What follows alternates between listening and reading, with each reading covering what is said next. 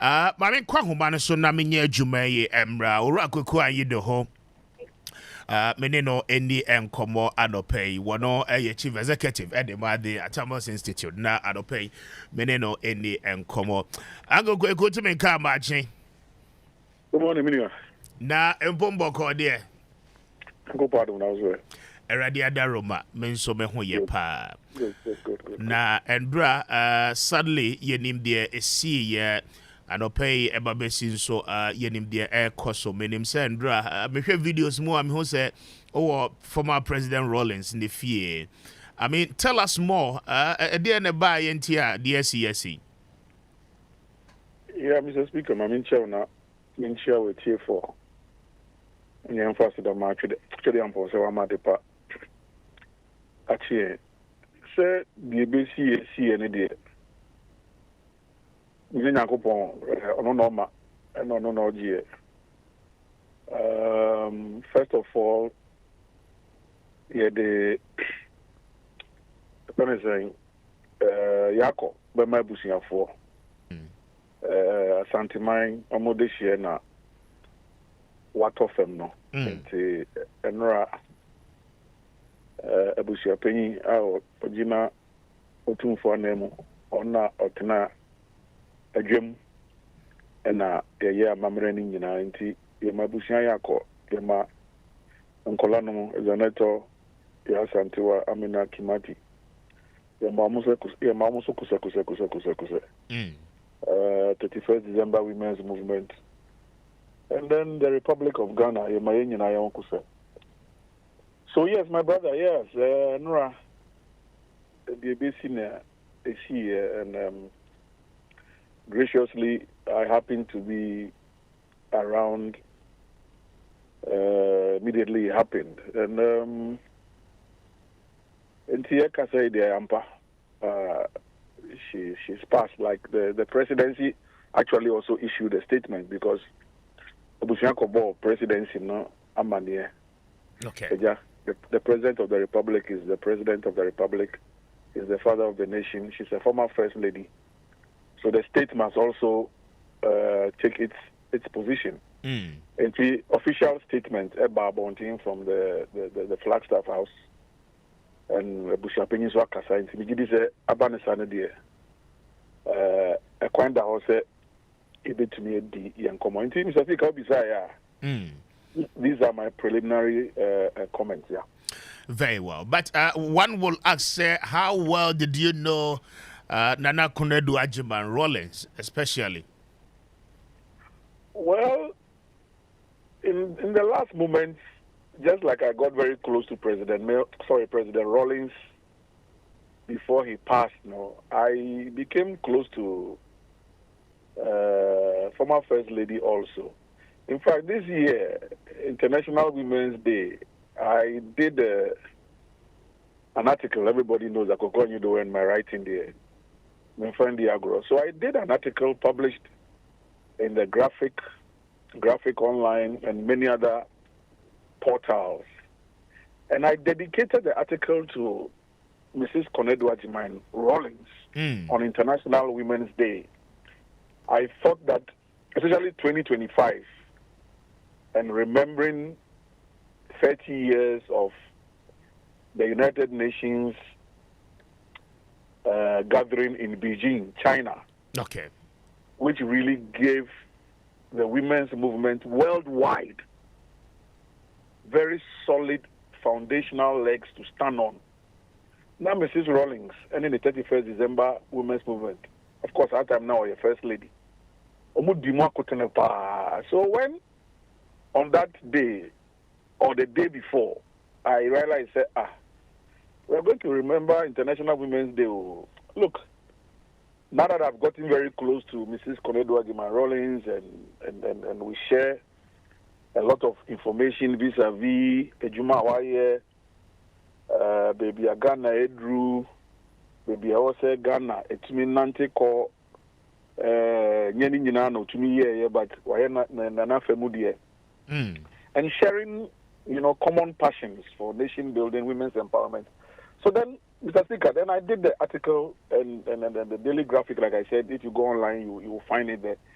And the things that I talked about, today when I play back, I said, and I remember when I finished the article and I shared it with her, Okay.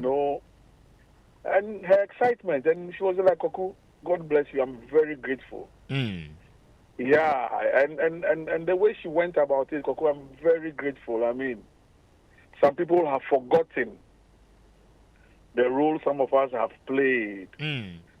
But if you still remember and you can share an article in the Daily Graphic, the National Daily, and on news portals, Koku, God bless you. And when yesterday, I mean, we call fear and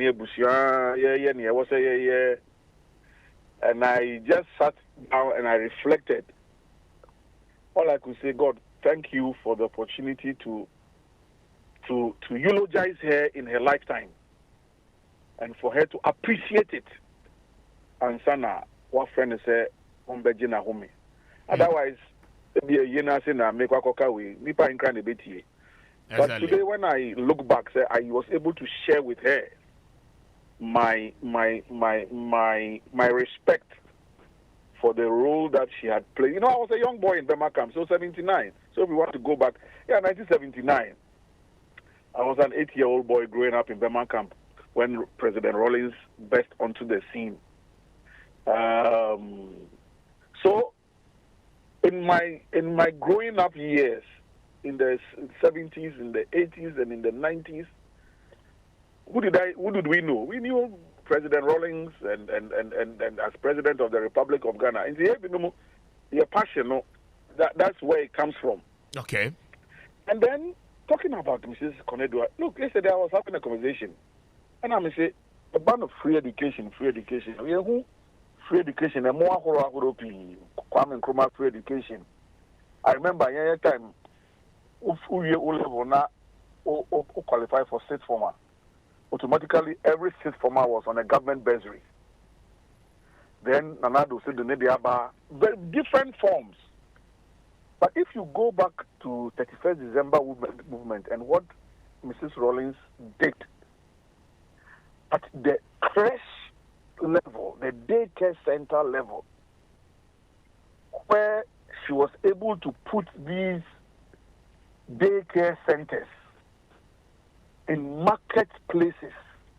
In marketplaces, daycare centers. So that our mothers, our sisters, our whatever, also could jaw bano. Okay. Let me be uja.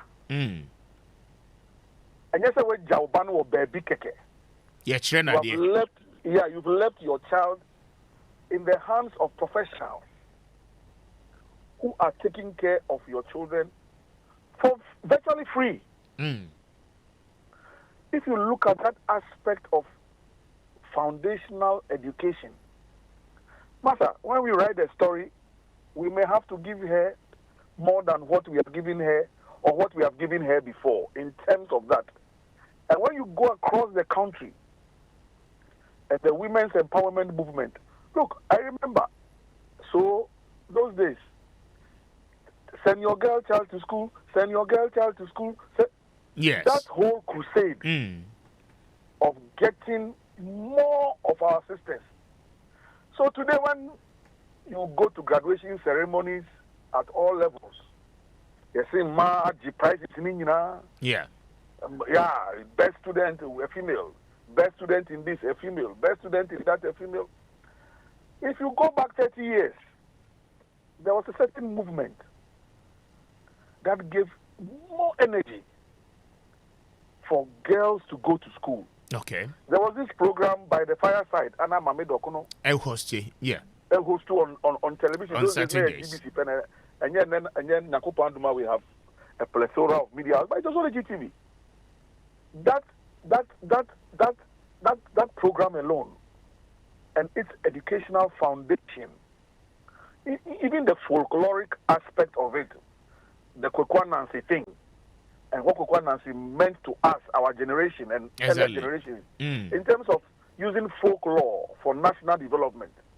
Unbelievable. female genital mutilation. In fact, there's a friend of mine in the Gambia today, Fatu Baldi. I work with her on the ECOWAS system. And she's become a big international figure because of the work she's doing fighting FGM in the Gambia.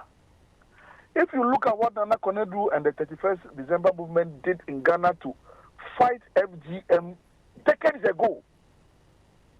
So I was telling my friend in the Gambia that, look, maybe you should come and meet Nana Konadu and share your experiences. TBAs, traditional birth attendants. In those days, yeah, my men no school. They've not sat in classroom. But crashing. That's not light in your what do you call it? Hurricane lamp, gas lamp, kerosene lamp, and a war. But where Nana Konadu put these women, the traditional birth attendants, he started training them and more certificates just to elevate their status in society, my brother. And to Okika, of course, the 31st December women of the role that it played in terms of providing security for the PNDC administration. As for that one, people don't know. But when you go into the rural areas, the hinterlands, but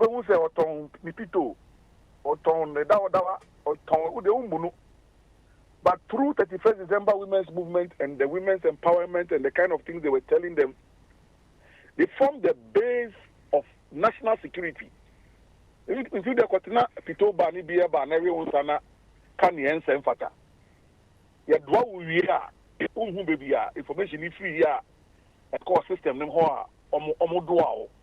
so, from all these multifaceted aspects of how she supported nation building, national development, women's empowerment, it is, if you ask me, it is quite sad. Say, well, at least I remembered her.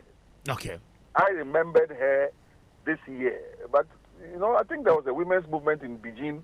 Yeah. Not 2-3 weeks ago. I'm sure it would have been just nice if anyway. But well, may so rest in peace. Yeah. Interesting. Insightful thought about Nana Konadu Agyeman-Rawlings. Now, a bit of the politics, kakra. Yenim Sena were very, very ambitious. I mean, in 2011, contested with your boss, former President Mills, na Fonka Games, menim se wudi mu akotene pa. What do you remember when it comes to those days? Well, interesting days. I mean, the beauty of diversity. Now with the benefit of hindsight, I can say it was the beauty of diversity. But of course, let me be honest. In the heat of the moment, yes.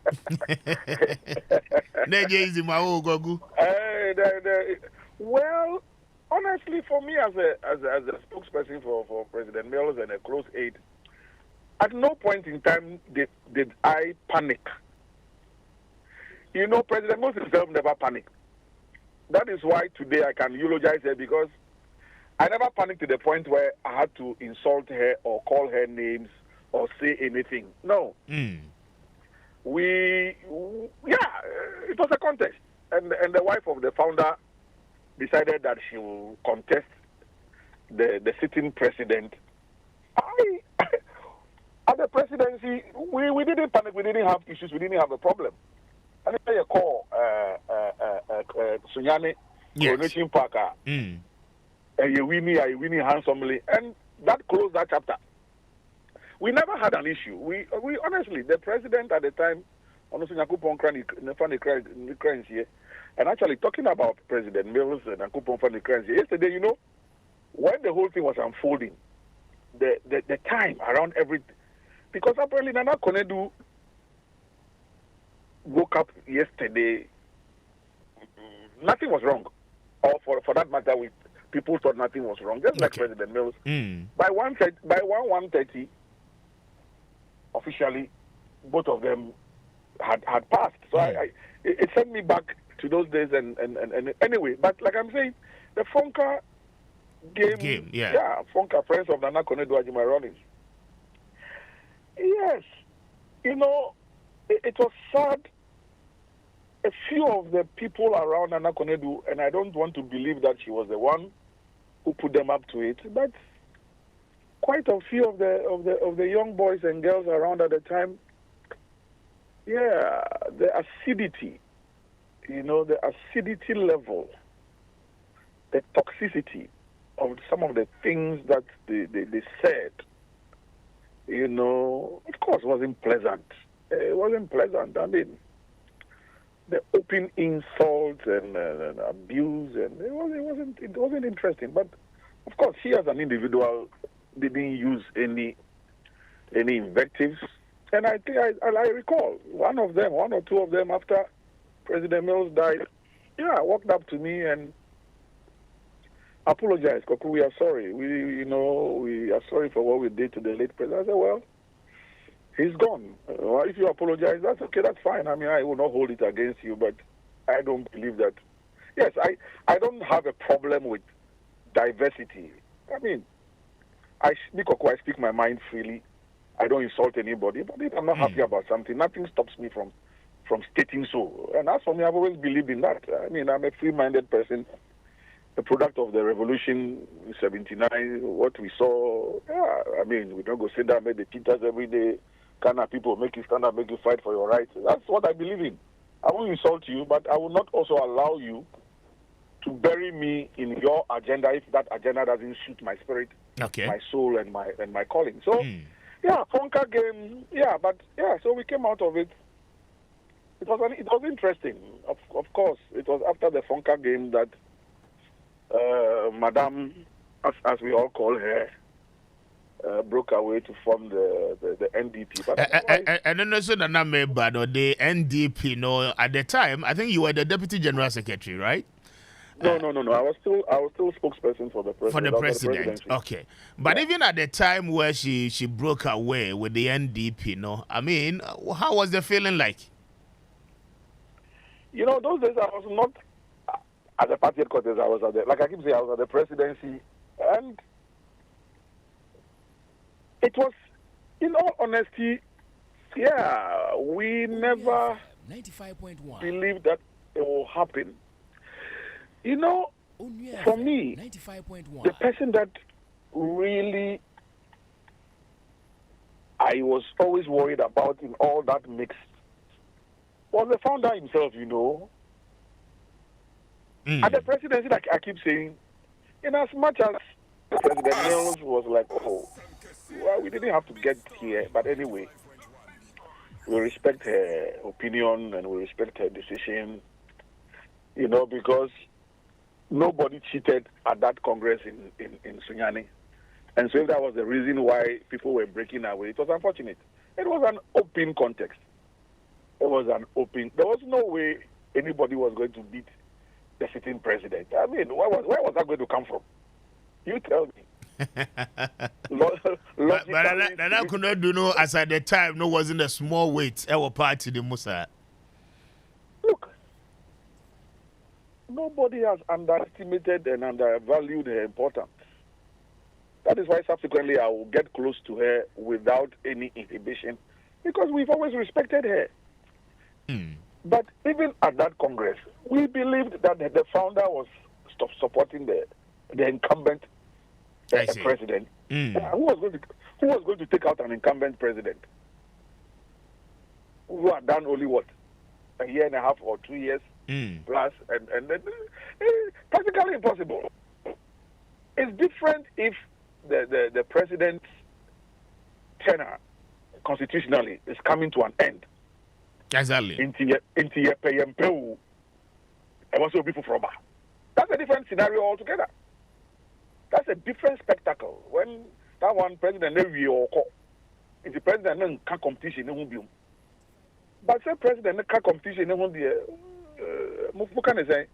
Adakabrada, Nasa brada, brada, Adabraka. How is that going to happen? Unless in the South African scenario, what happened to Thabo Mbeki and Jacob Zuma, for those of us who are into global affairs analysis also, but not one, it was the party, the ANC. that woke up and said that Thabo Mbeki, we didn't want you again. Jacob Zuma, we don't want you again. It's a different scenario. But here is the case where the NDC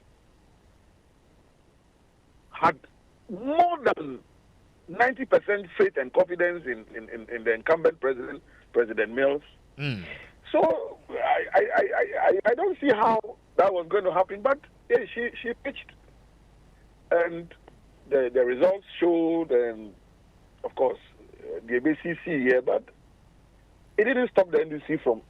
You see, coming back to that conversation, my brother, from a broader perspective, Mr. Speaker, that is why I don't believe in breakaways. So. Okay. Oh, no, I don't believe in breakaways. Look, the reform broke away. You mentioned them by name. Today, they're not back in the NDC. Yeah. I mean, the DFP, led by Dr. Obeda Samoa, yes, broke away. The DFP, are they not back in the NDC? Yeah, they are. Good. Even the NDP that we are discussing today, at the last election, the NDP didn't contest. Nana Konadu was alive, but the NDP did not contest. Ipso facto, the NDP didn't exist and had no capacity to contest an election. So I am not somebody who has ever and will ever believe in breakaways, especially when the breakaway is hinged to egos and a feeling of superiority. It doesn't work. Oh. So when we are seeing new ones happening every day and now and then, some of us, we just smile. We just look at, well, almost okay. But back to the substantive discussion. So the NDP was formed, but it didn't stop the NDC from doing what we had to do. And of course, we won the 2012 election. President Mills had passed, painfully so, but we won that election. And so in that mix, like I was saying earlier, the person I really felt, I don't want to say sorry, the person who really concerned me here was the founder, because now you are in the middle between the party you have founded, and your wife, and the party your wife has gone to establish. What does one do? What does one do? I mean, of course, subsequently I got very close to President Rawlings before he passed, and we had interesting conversations around the issues, but then Rawlings remained NDC and remained NDC and remained NDC till he passed. So, yeah. Now, Andra, Osha post the idea, people are saying, sir, the demise of the former First Lady, clearly, it brings to an end an era. Is that really the case? Oh, certainly. I mean, a certain generation is passing away. And that is why some of us have been very consistent in saying that let's give honor where honor is due. Look, Mr. Speaker, at the end of the day, this journey called life, look, from the beginning of creation to now, so who has been able to stop life? I keep saying that President Mills, he was the commander-in-chief of the Ghana Armed Forces, a sitting president at that. If it was possible, he would have sent the army to fight death and kill death and conquer death by land. Or he would have sent the Air Force to conquer death in the air. Or he would have sent the Navy to conquer death by sea. I mean, because very early in his presidency, he commissioned about 5 Navy vessels at the Sekedi Naval Base. He started retooling the Air Force. The Army was getting, so nobody can fight death. Nobody can conquer death. We'll all go. But when we have systems, we have institutions, and we have people who have started certain things, Mr. Speaker, let us give honor and where honor is due. So, yes, a certain generation will go, but they will not go with what they started and what they have achieved. And that is what we must all be alive to at all times. Yeah, that's what the flesh it will go. Why not? But the ideas, what they stood for. And that's why for some of us, the Rawlings factor, the Mills factor, we will nothing and nobody, I repeat, nothing and nobody will stop us from keeping those memories alive. Because if we don't do it, then what are we living for? What are we living for? We cannot remember those who gave us the opportunity. President Mills gave me the opportunity to serve the nation in a very high capacity. Well, that's our uncle. God forbid. Rawlings was the founder of the NDC. As it is, Nana Konadu is going to be the longest serving first lady ever, 19 years. Why never by year 95.1. So 19 years occur. I don't think that is possible. So for some of us, yes, and you funu and you do funu and as a no, but one fine day, your time is over. Who will keep your torch burning for you? And that's the question. If you don't do it, nobody will do it for you. The Bible is there. It's in the Bible. Me, at least I believe in the Bible. He who watereth shall be watered. So if you don't water, nobody will water you. It's a simple. It's a simple equation of life. One nyama ubia ubisu nyama magana akari. Very well. Ogo, my now pay. I'm highly grateful. Mr. Speaker, thank you. It's a pleasure speaking to you once again. It's been a while. It's been a while. Me tell on catch. Say why you doing what political scene ni mododo. Oh, you know, these days I'm operating at a different level after my seminary, and now I'm working, doing some stuff. We are into nation building. Oh. We are into nation.